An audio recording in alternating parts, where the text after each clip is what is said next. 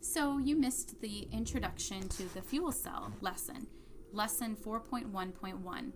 The first thing we did in class was there was a warm-up that asked you to write down anything that you know or have heard about fuel cells. And then we shared them aloud. Some people said that they'd heard it could be used kind of like a battery to power things. Someone else had heard that it's powered with hydrogen gas. Somebody else heard that it was better for the environment. And people were saying a lot of different things like that. Then we went ahead and we watched this video, and you can more easily get to it by clicking on this link at the top that I have here. And when you click on that, it's going to take you to a bunch of different videos, and the one that you want is this second one here, the On the Bus. So go ahead and pause this video and watch that one. It's about 3 minutes long. After watching the video, we took a few minutes and everybody wrote down one thing in each of these boxes. So go ahead and do that right now. Pause this video and write down one idea that you think was important, one question that you have, one piece of new information that you hadn't heard before, and one topic that you'd like to know more information about. Then we took some time and shared that in the small groups so that people could kind of compare their thinking. And then I gave everybody time to work on the activity questions or analysis questions 1 through 4. And they're basically opinion questions about comparing different types of engines or motors used in 4 different buses. So the first one you're probably very familiar with, the internal combustion diesel engine. It's called ICE for short. And quite a few people too drive hybrid cars around here. There are also hybrid motors. It combines the ICE engine with a battery as well as an electric motor. Then there's the electric motor powered by a hydrogen fuel cell, like the bus in the video. And finally, there's an electric motor that uses a rechargeable battery.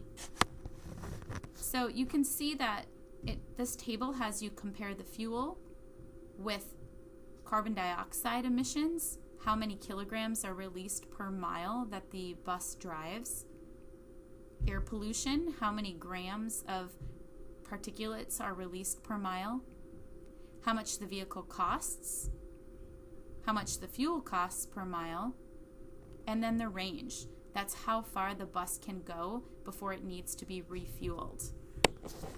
So there were a couple of notes down here too. It says there are no emissions produced by the fuel cell or the electric buses.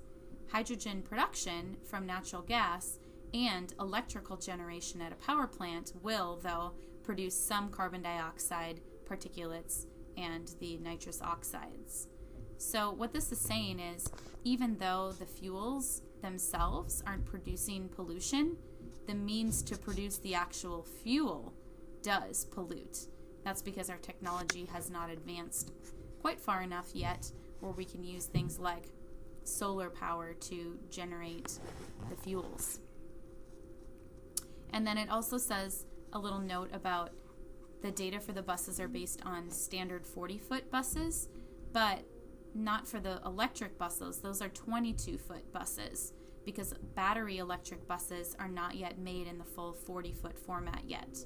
So those would hold fewer passengers, so something to keep in mind. So take a few minutes to really start getting your ideas down. What factors are most important to you when you're evaluating the type of bus? What things do you not care about as much? And then what's your initial impression of the promise of hydrogen-powered fuel cell buses? And then of all of the buses, which 2 do you think are the most promising for future investigation? Explain your answer using evidence from that table. And then we did not do the making sense table, but then we did watch this additional video called Portable Fuel Cells. So again, go to the top and click on that link and watch video 3, Portable Fuel Cells.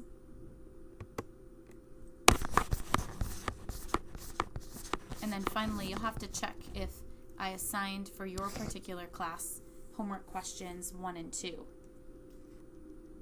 So again, lesson 4.1.1 was just a short introduction to starting to learn about fuel cells, which we really get to play with in lesson 4.1.3.